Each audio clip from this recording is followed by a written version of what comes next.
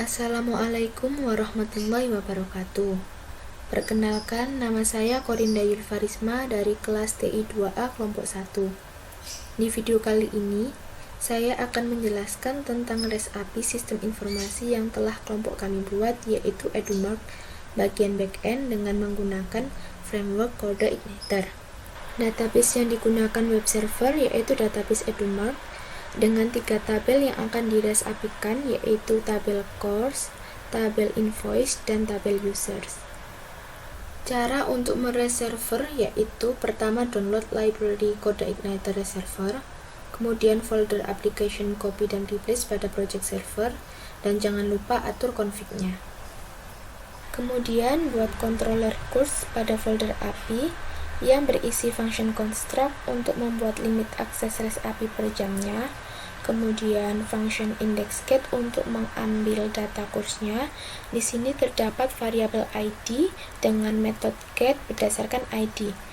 Kemudian dicek jika ID-nya sama dengan 0, maka dia akan meload function get course pada course model. Dan jika ID-nya tidak sama dengan 0, maka dia akan meload get course berdasarkan ID pada course model. Dan jika itu benar course, maka responnya status true dan akan menampilkan data course. Dan jika tidak, maka responnya status false dengan message ID not found. Kemudian pada course model terdapat function get course berdasarkan ID sama dengan 0. Dicek jika ID-nya sama dengan 0, maka dia akan menampilkan ID course, nama course, keterangan course, kategori course, harga course, rating course, dan gambar course pada tabel course di database. Dan jika ID-nya tidak sama dengan 0, maka dia akan menampilkan course berdasarkan ID-nya. Kemudian pada controller course terdapat function index delete untuk menghapus course-nya. Di sini terdapat variabel ID dengan metode delete berdasarkan ID-nya. Kemudian dicek jika ID-nya sama dengan 0, maka responnya status false dengan message provide an ID. Dan jika ID-nya tidak sama dengan 0, maka dia akan dicek jika function delete course ID-nya itu lebih dari 0, maka statusnya true dan message-nya delete, dan data course-nya itu akan terhapus. Dan jika delete course-nya ID-nya itu kurang dari 0, maka statusnya false dan message-nya ID not found atau ID-nya itu tidak diketahui. Dan pada course modelnya terdapat function delete course berdasarkan ID. Dan jika function ini dijalankan, maka course-nya akan terhapus di database-nya. Kemudian pada controller course terdapat function index post untuk menambahkan data course-nya. Di sini terdapat variabel data dengan isi array-nya itu ID teacher, nama course, keterangan, kategori, harga, rating, gambar, serta create add. Kemudian diseleksi jika function create course dengan parameter data itu lebih dari 0, maka statusnya true dan message-nya new query has been created, maka datanya itu berhasil ditambahkan. Dan jika datanya itu kurang dari 0, maka statusnya false dengan message failed to create new data. Jadi datanya itu gagal untuk ditambahkan. Kemudian pada course model terdapat function create course dengan parameter data, dan jika fungsi ini dijalankan, maka pada database akan bertambah course-nya. Dan yang terakhir yaitu function index put untuk mengedit data course-nya. Di sini terdapat variabel ID dengan metode put berdasarkan ID. Kemudian variabel data dengan isi array-nya. Kemudian dicek jika update course itu parameter ID dan datanya itu lebih dari 0, maka statusnya true dengan message data course has been updated, maka berhasil di edit. Kemudian Jika kurang dari 0, maka statusnya false dengan message fail to update new data. Jadi gagal untuk di-update datanya. Kemudian pada course model terdapat function update course dengan parameter ID dan data. Jika fungsi ini dijalankan, maka datanya tadi berhasil di-update atau diedit. Kemudian begitu juga dengan controller invoice. Di sini terdapat function construct, function index get untuk mengambil datanya, function index delete untuk menghapus, function index post untuk menambahkan datanya. Pada model invoice terdapat function get invoice berdasarkan ID, function delete invoice berdasarkan ID, dan function create invoice berdasarkan datanya. Dan untuk controller user juga terdapat function construct, function index get untuk mengambil data, function index delete untuk menghapus, function index put untuk mengedit datanya. Kemudian pada modelnya terdapat function get user berdasarkan ID, function delete user berdasarkan ID, dan function update user berdasarkan ID dan datanya. Sekarang kita cek pada Postman. Dengan metode get kita masukkan URL-nya, kemudian kita send.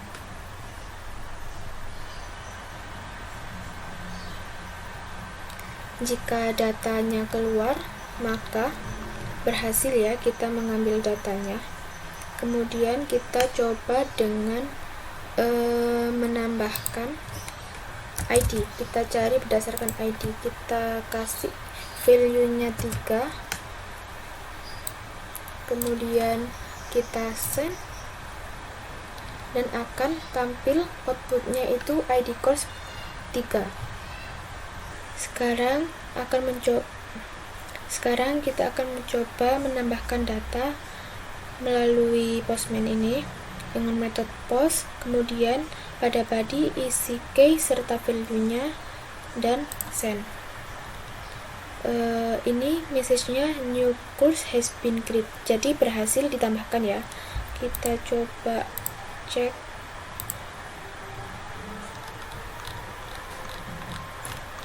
Dan ini ID-nya 11, nama kursnya web, jadi berhasil ditambahkan. Kemudian kita coba untuk mengupdate dengan menggunakan metode put, kemudian ID-nya 11. Ini namanya kan sebelumnya web, kita jadi web tambah apa ya, web lanjut gitu. Kemudian kita send, dan data course has been updated, jadi kita berhasil mengupdate course ini.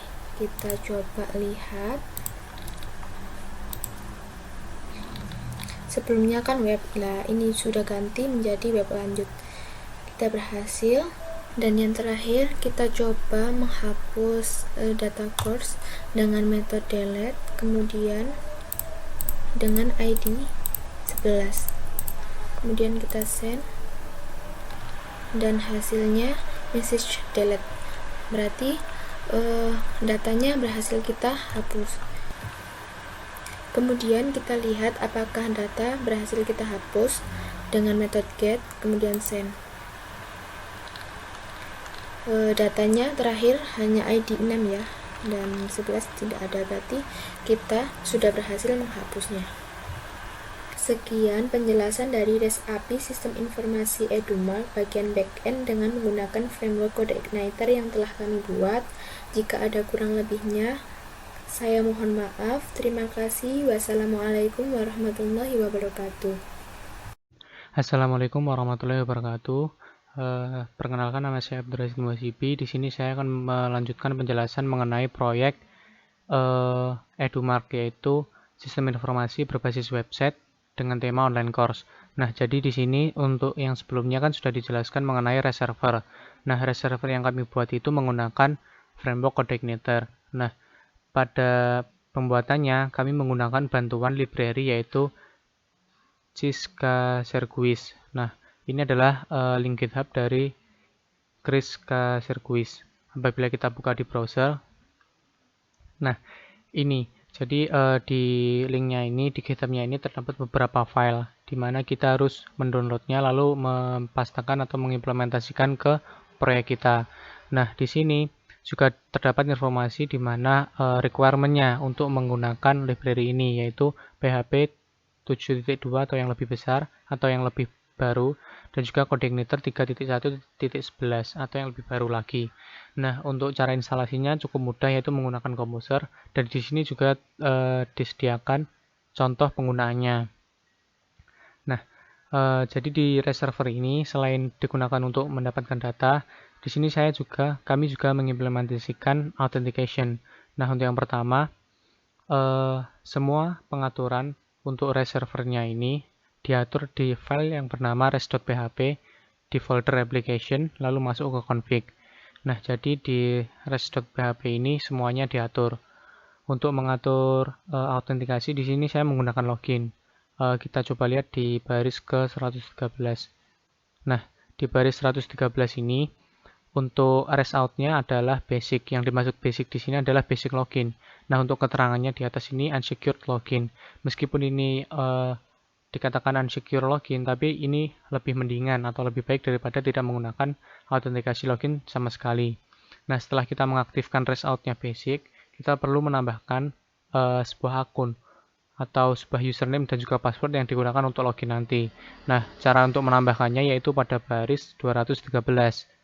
Pada baris 213, apabila kita lihat, di sini terdapat dua paket username dan password. Yang pertama yaitu admin dengan password 1234 dan juga Rashid dengan password Laravel 123. Itu nantinya digunakan untuk login saat melakukan request. Nah, untuk yang selanjutnya di sini kami juga menggunakan APK. Jadi setiap request memerlukan APK. Nah, untuk cara penggunaannya kita perlu melihat ke baris 301. Nah, pada baris 301 ini adalah nama dari tabel APK-nya nanti. Di sini namanya tabelnya adalah case. Nah, untuk mengimplementasikan key atau APK ini, kita perlu mengubah baris pada nomor 326 ini dari false menjadi true, lalu mengopikan query yang sudah disediakan, dipastekan ke localhost phpMyAdmin, dan untuk hasilnya nanti akan menjadi seperti ini. Nah, setelah tabel key ini dibuat, tambahkan satu data atau satu key di tabel tersebut yang nantinya digunakan untuk request ke reservernya. Nah, selain APK, untuk penamaannya dapat dilihat di baris nomor 379. Nah, ini. Jadi untuk nama APK-nya di sini bernama APK. Ini bebas, bisa diganti key atau APK atau Laravel key atau apapun. Yang jelas ini nanti digunakan untuk properti atau nama dari key yang akan digunakan untuk request. Nah, selain key, kami juga menggunakan yang namanya limit. Limit ini digunakan untuk membatasi request tiap jamnya. Nah, untuk mengimplementasikan limit ini, kita perlu melihat ke baris nomor 489. Nah, di sini hampir sama dengan key tadi, yaitu kita perlu mengubah dari baris 489 dari yang awalnya false menjadi true, lalu mengopi query yang sudah ada untuk dipastekan ke localhost phpMyAdmin. Nah, lalu di sini kita tidak perlu menambahkan satu data apapun, akan tetapi data-data ini otomatis diinputkan oleh si reserver ini. Nah, untuk mengimplementasikan limitnya ini, seperti yang sudah dijelaskan oleh teman saya sebelumnya, yaitu pada controllernya. Di controller ini, pada function construct-nya, ini diberikan satu baris di mana ini digunakan untuk melimit tiap functionnya. Jadi yang dilimit ini tiap functionnya, bukan tiap controllernya. Nah, sedangkan angka 100 di sini adalah mengindikasikan berapa jumlah request yang dibatasi dalam waktu 1 jam. Jadi untuk index get, untuk mengakses index get ini dibatasi 100 kali hanya 1 jam. Jadi 1 jam itu hanya bisa 100 kali, selebihnya nanti akan error. Nah, untuk penggunanya kita coba di Postman-nya langsung saja.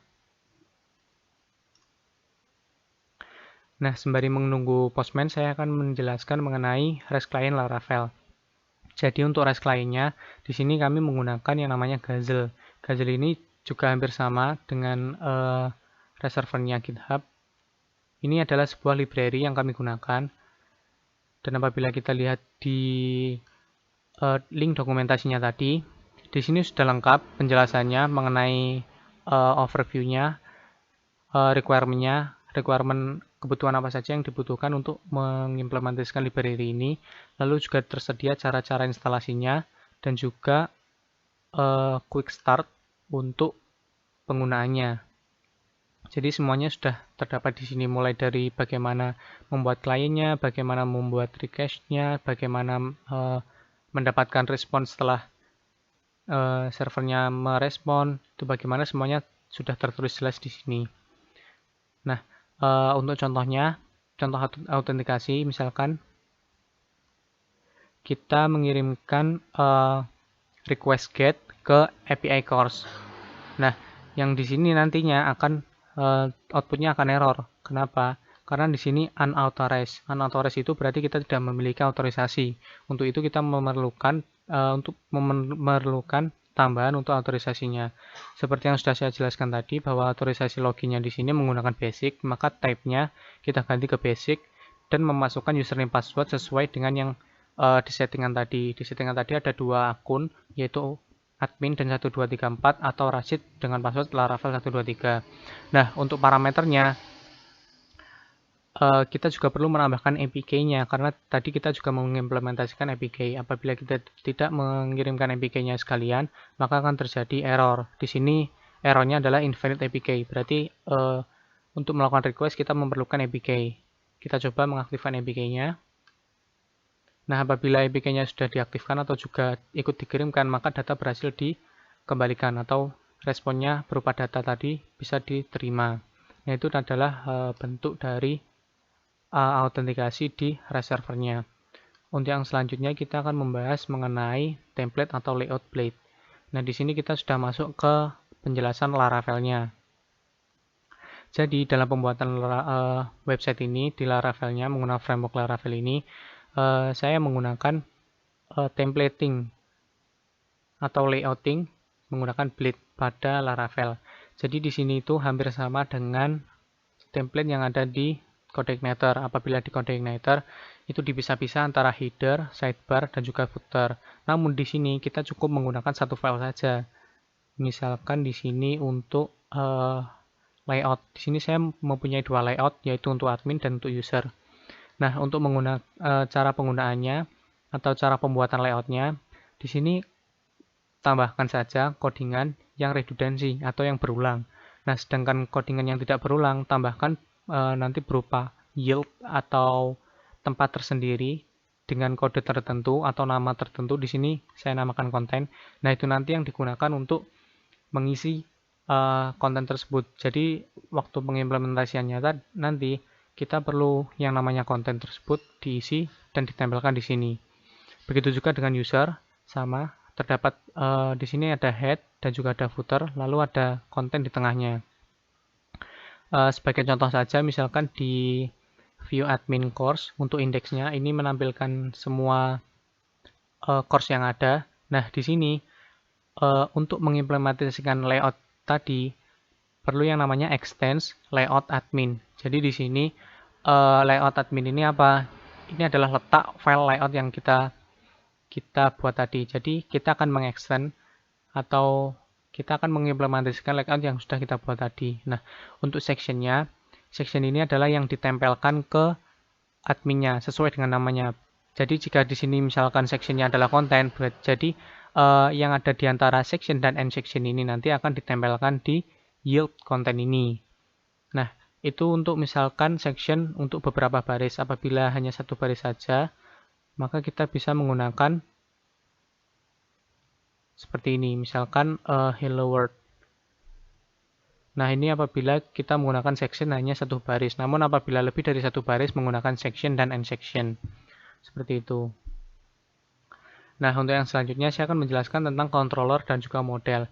Nah, dalam pembuatan proyek ini, untuk pembuatan controller dan modelnya ini saya menggunakan sintak yang ada di PHP ini atau di Laravel ini. Jadi untuk sintaknya kita sudah dipermudah dengan Laravel. Kita cukup mengetikkan php artisan make controller, misalkan contoh controller strip R. Nah, strip R ini adalah sebuah option di mana apabila kita menambahkan strip R, maka controller yang kita buat nanti akan otomatis diisikan juga dengan function-function default dari si controller ini.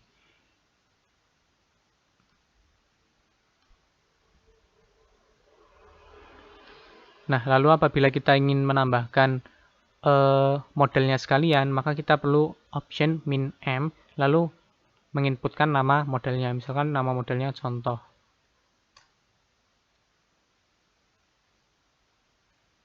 Oh, di sini ada kesalahan sintak. Mestinya php artisan make baru titik 2.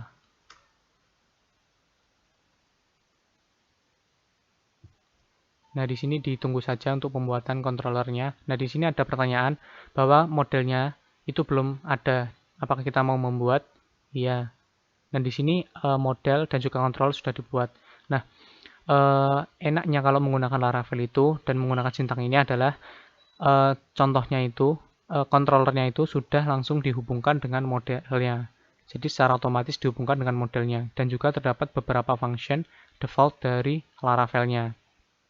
Jadi kita dimudahkanlah dengan sintak ini. Nah, itu tadi tentang cara pembuatan controller dan juga model yang ada di Laravel. Nah, untuk yang selanjutnya adalah mengenai database dan migration. Nah, untuk database di Laravel ini terdapat beberapa macam. Ada yang menggunakan database menggunakan query builder hampir sama dengan yang di CodeIgniter, atau menggunakan migration dan Eloquent ORM. Apa sih migration itu? Jadi migration itu adalah semacam sesuatu yang mengontrol database kita, hampir sama dengan GitHub. GitHub itu kan mengontrol codingan-codingan kita. Jadi ada commit lalu di push. Nah, nanti kalau misalnya kita menggunakan migration itu hampir sama dengan itu, kita bisa mengcommit apa saja sih yang kita buat di database kita. Nah, untuk membuatnya kita clear dulu. Kita cukup menggunakan php artisan make migration. Misalkan membuat create contoh tabel. Nah, misalkan gitu, lalu di enter. Nah, created migration. Nah, di sini jadi file migrationnya sudah dibuat. Nah, cara melihatnya yaitu di folder database, lalu di migration, lalu di bawah sendiri. Nah, di sini apabila dilihat, saya sudah banyak melakukan banyak terdapat file-file migration di sini. Jadi untuk semua pembuatan tabelnya saya menggunakan migration. Kenapa? Karena apabila kita bekerja sama dalam tim, untuk database-nya itu saya tidak perlu melakukan export menjadi SQL lalu mengirimnya, dan teman saya mengimportkan ke php-myadmin. Jadi cukup melakukan php artisan migrate untuk mendapatkan tabel yang sama dengan yang saya punya di php-myadmin. Jadi seperti itu. Nah, di sini untuk penjelasan lebih lanjut untuk pembuatannya dapat dilihat di dokumentasinya. Misalkan di sini pada bagian database migration. Nah, di database migration ini untuk tipe datanya sedikit berbeda, juga sedikit sama. Jadi untuk kolomnya, nah ini untuk tipe datanya ada beberapa macam. Ini nggak usah dihafalkan, tapi sudah ada di sini. Dan nanti juga ada beberapa settingan untuk foreign key juga bisa, untuk drop dan lain-lain itu ada di sini semua. Apakah dia di setting primary key atau index atau apa? Apakah dia apapun itu ada di sini. Jadi nanti semuanya. Jadi saya waktu membuat tabelnya saya juga melihat dokumentasi ini. Nah, itu yang berkaitan dengan database atau migration-nya. Nah, di sini langsung saja setelah controller, model, dan tampilannya sudah dibuat dan juga database-nya sudah siap, maka kita bisa melakukan codingan CRUD-nya. Jadi di sini kita akan langsung membahas tentang codingan CRUD. Nah, sebelumnya sebelum kita mengakses web kita kita perlu menuliskan satu sintaks, yaitu PHP artisan serve, itu untuk mengaktifkan localhost kita. Nah, di sini saya sudah mengaktifkannya. Nah, ini. Jadi untuk tampilan webnya menjadi seperti ini. Di sini ada dua web, yaitu untuk web admin dan juga web kliennya atau web di sisi penjualannya. Namun ini satu web saja, satu website saja. Nah, di sini ada menu home. Nah, di menu home ini saya menampilkan 5 course berdasarkan database yang saya punya, di mana saya mendapatkannya dari REST server melalui REST client. Nah, di sini apabila kita menggunakan Laravel, semua yang kita lakukan itu tercatat di web, routes web. Nah, di sini jadi semua dari apabila kita melakukan logika itu tercatat di sini atau dicatat di sini. Jadi misalkan untuk route get slash ini berarti home-nya, page controller. Jadi apabila root-nya di sini adalah slash karena ini root, ini sama saja dengan begini. Nah, jadi apabila di browsernya itu mengakses root, maka yang dijalankan adalah controller page controller, fungsinya apa? Fungsinya home. Jadi misalkan kita lihat page controller. Nah, di page controller ini ada beberapa function. Nah, nanti akan dijalankan home. Function home ini. Nah, apabila mengakses /course, maka yang dijalankan adalah page controller function course. Yang bawahnya ini.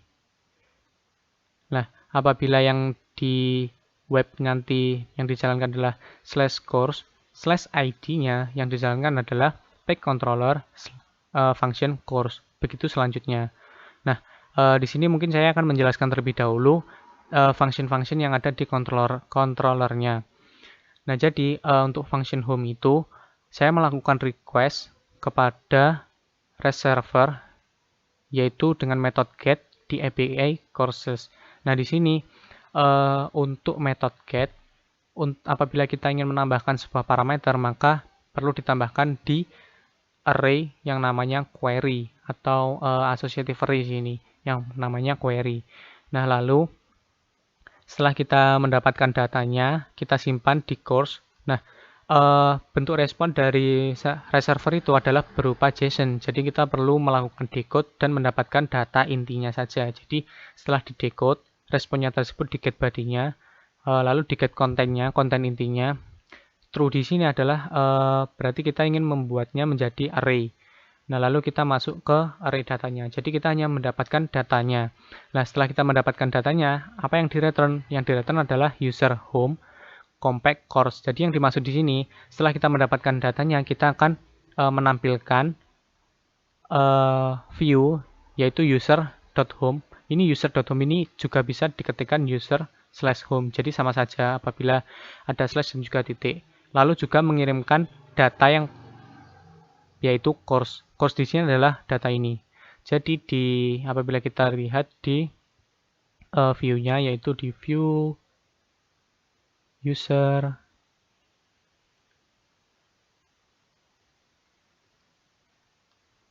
di view lalu di file user di file home. Nah, ini. Nah, di sini adalah tampilan ini. Nah, ini adalah tampilan home-nya, di mana di sini juga sudah dikirimkan data-data dari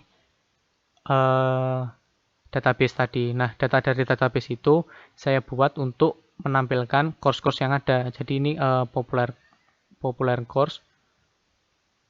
Nah, ini di popular course ini semua datanya saya tampilkan menggunakan for each. Jadi menggunakan perulangan for each course as course. Nah, setelah itu kita dapat menampilkannya menggunakan bleed. Jadi apabila kita menggunakan bleed, kita cukup mengakses datanya menggunakan kurung kurawal, lalu masuk ke ininya. Jadi misalkan kita ingin melihat datanya. Kalau melihat datanya, biasanya ini saya gunakan juga untuk melakukan debug. Misalkan di sini courses. Nah, jadi saat menampilkan home-nya, kita akan mendapatkan datanya. Nah, ini adalah data yang dikirimkan dari server. Bentuknya seperti ini. Jadi tadi kita perlu masuk ke for each-nya. Jadi nanti masuk ke array ke-1, array ke-0, lalu mengakses field-field yang ada. Nah, itu apabila kita ingin mengetahui data apa yang sih yang dikirim dari servernya. Nah, jadi untuk home ini saya sudah mendapatkan data dari database-nya. Nah, lalu untuk yang course juga sama seperti yang di home.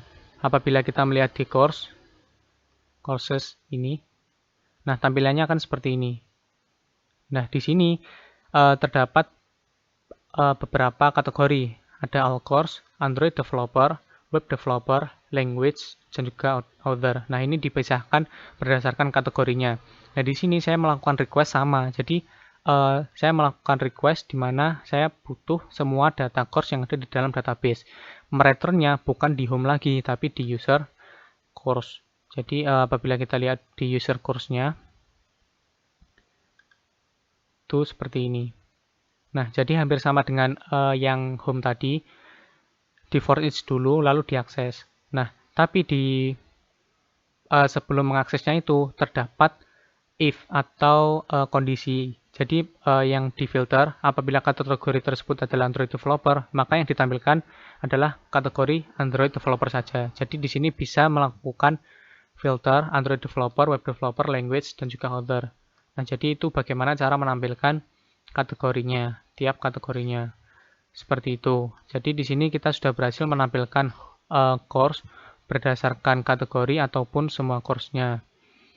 Nah, untuk yang selanjutnya yaitu kita kembali ke web lagi. Untuk blog, single blog, about, dan kontak ini adalah berupa statik. Jadi ini tidak saya ubah, ini hanya template saja, tapi saya masukkan ke web agar bisa diakses. Nah, jadi ini tampilan dari blog ini masih default dari template-nya. Ada bot juga. Dan juga ada kontaknya. Nah, di sini itu adalah tampilan dari user. Untuk sekarang kita bahas ke yang tampilan adminnya. Nah, untuk yang tampilan adminnya, di sini saya pertama-tama yaitu ada /admin. Jadi ketika nanti saya akan mengakses /admin, maka yang ditampilkan adalah view yang ada di folder admin, yaitu dashboard. Admin, lalu dashboard. Nah, jadi apabila saya mengakses di browser itu localhost /admin atau ini, maka yang ditampilkan adalah dashboardnya. Nah, di dashboard ini saya juga menggunakan template, yaitu template bukan dari user tapi template yang dari admin. Nah, ini adalah tampilannya seperti ini. Nah, di sini terdapat 3 menu, yaitu data course, data invoice, dan juga list member. Nah, di sini untuk data course-nya saya dapat menggunakan fitur CRUD. Kita lihat di admin course. Nah, sebelum itu kita melihat di webnya. Nah, apabila kita ingin melakukan CRUD, sebenarnya ini sangat mudah. Laravel sudah sangat memudahkan kita. Apabila kita menggunakan fungsi default-nya, yaitu menggunakan resource-nya tadi, apabila kita lihat di controller-nya course-nya,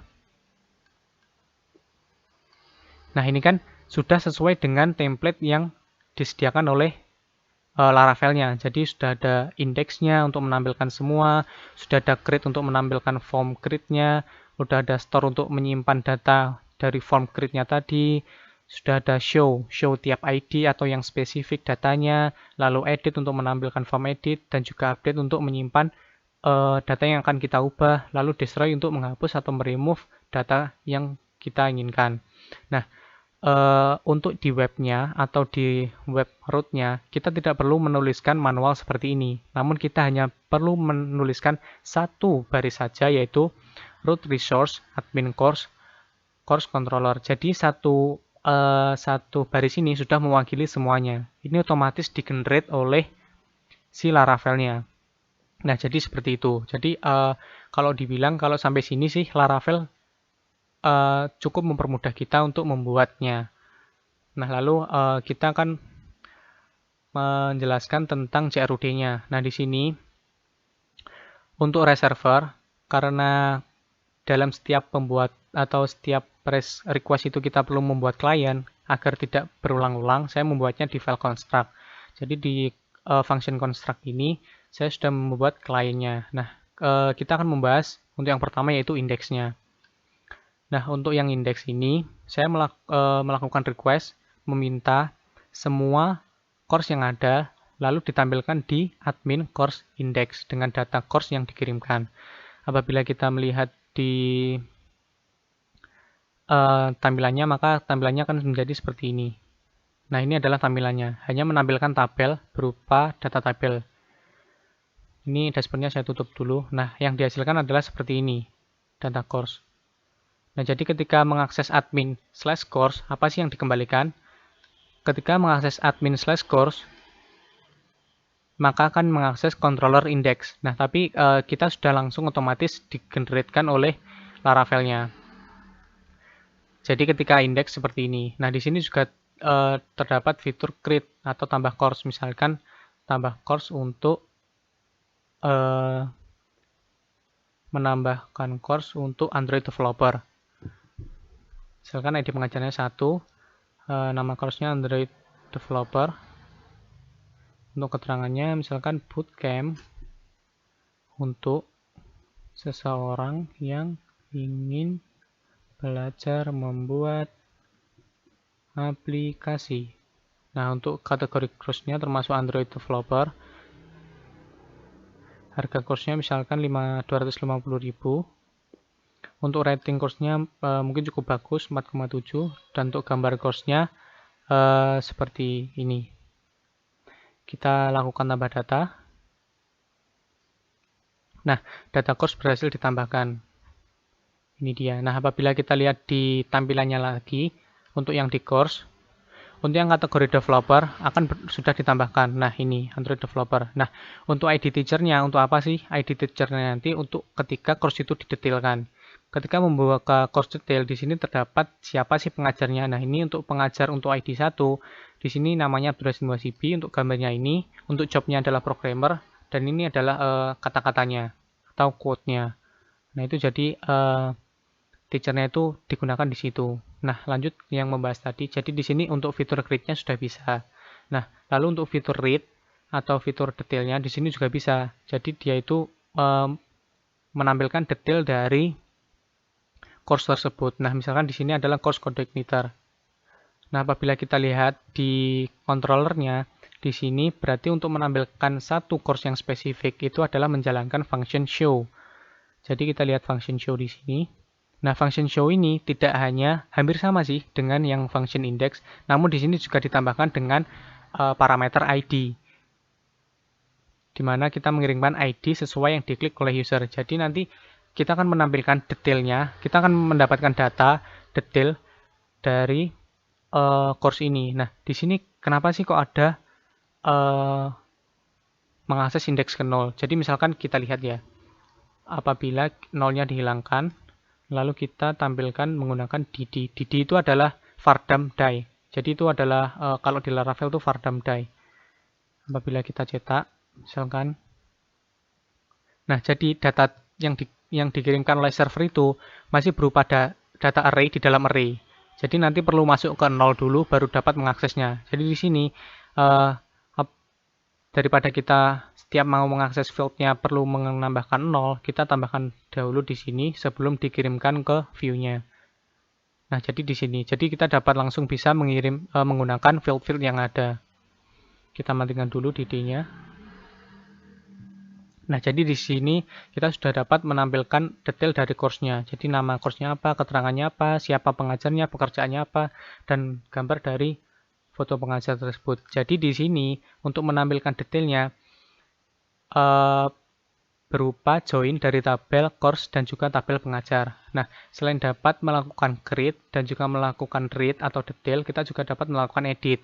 Nah, di sini untuk editnya misalkan code igniter for advance. Karena ini advance harganya misalkan lebih mahal, 225. Nah, untuk gambarnya kita pilih gambarnya lagi. Lalu ubah data. Nah, sini sudah terdapat flash data yaitu data course berhasil diubah. Kode Igniter for Advanced. Harganya juga sudah berubah. Jadi di sini untuk fitur edit juga sudah bisa. Nah, misalkan kita mau menghapus. Nah, di sini kita juga sudah menyediakan fitur hapus. Nah, data course berhasil dihapus. Nah, uniknya di Laravel ini selain melakukan hapus atau delete, juga terdapat yang namanya soft delete.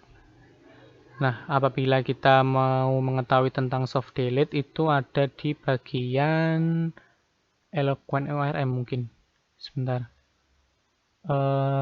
Dicari aja. Soft delete. Nah, apa sih yang dimaksud soft delete di sini? Jadi soft delete itu apabila kita melakukan delete, itu di tampilannya itu terhapus atau sudah tidak ditampilkan, namun di database-nya itu masih ada. Nah, itu cara menggunakannya adalah kita perlu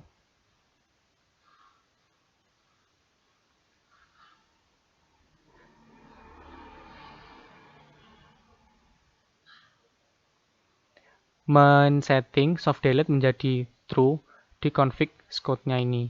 Nah, untuk menampilkannya, with trace itu berarti menampilkan semua data termasuk yang dihapus.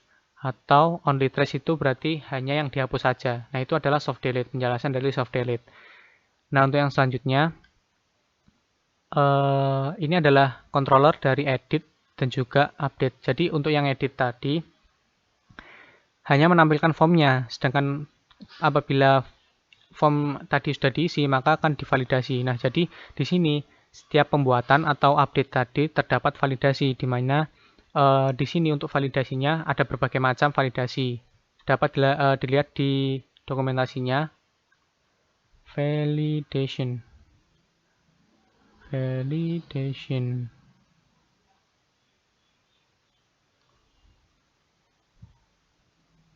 Nah, di sini terdapat bagaimana cara menampilkan form validation-nya. Semuanya ada di dokumentasinya. Nah, pada saat berhasil melakukan create atau berhasil melakukan update, terdapat flash data. Nah, bagaimana cara memunculkan flash data?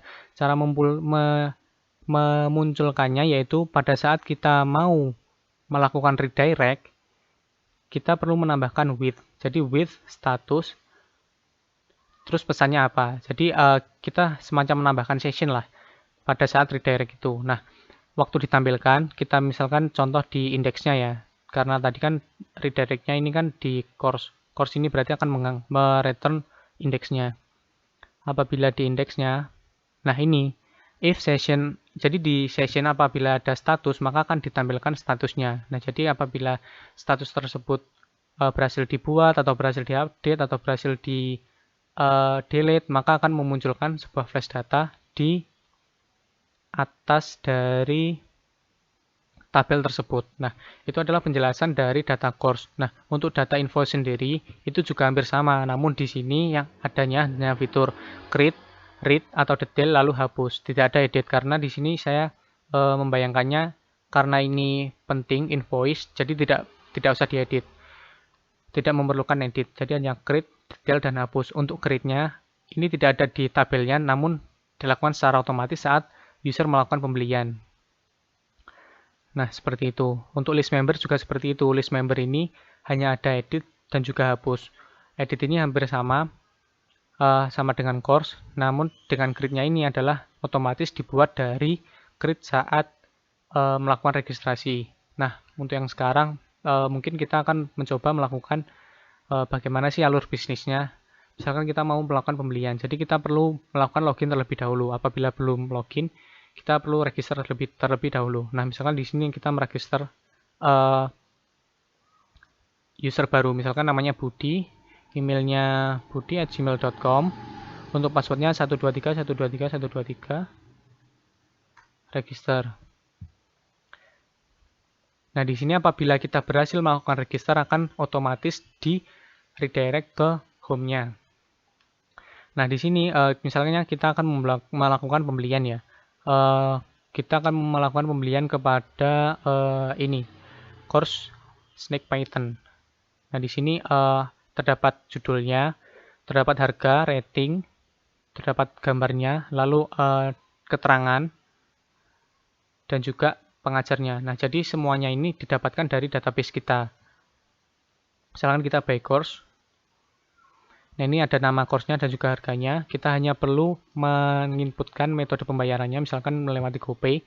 Nah, untuk nama lengkap dan email ini didapatkan dari data user saat kita login tadi. Jadi kita tidak perlu menambahkannya secara manual. Lalu kita klik bayar. Nah, ketika klik bayar dan sudah ada notifikasi seperti ini, maka di invoice-nya akan otomatis di-generate. Jadi apabila kita mencoba melihat di data invoice-nya, akan ditambahkan satu data lagi. Nah, ini abdurrahim.gb dengan email sheet@gmail.com snake ini. Nah, ini pada pukul ini. Apabila kita jadi invoice-nya akan otomatis ditambahkan. Dan juga di list member tadi karena kita sudah registrasi, maka akan ditambahkan user yang namanya Budi. Nah, itu tadi contoh dari pembelian. Jadi di sini itu kami terdapat fitur data course, data invoice, dan juga list member. Di sini sudah bisa melakukan CRUD dan juga terdapat fitur login. Dan di sini juga bisa melakukan logout. Nah, di sini apabila tidak login, maka tidak dapat melakukan pembelian terhadap course. Nah, itu saja mungkin yang bisa saya jelaskan. Untuk source code-nya bisa diakses di GitHub saya, nanti akan saya berikan linknya di deskripsi. Cukup sampai situ saja. Apabila ada kesalahan saya mohon maaf. Wassalamualaikum warahmatullahi wabarakatuh.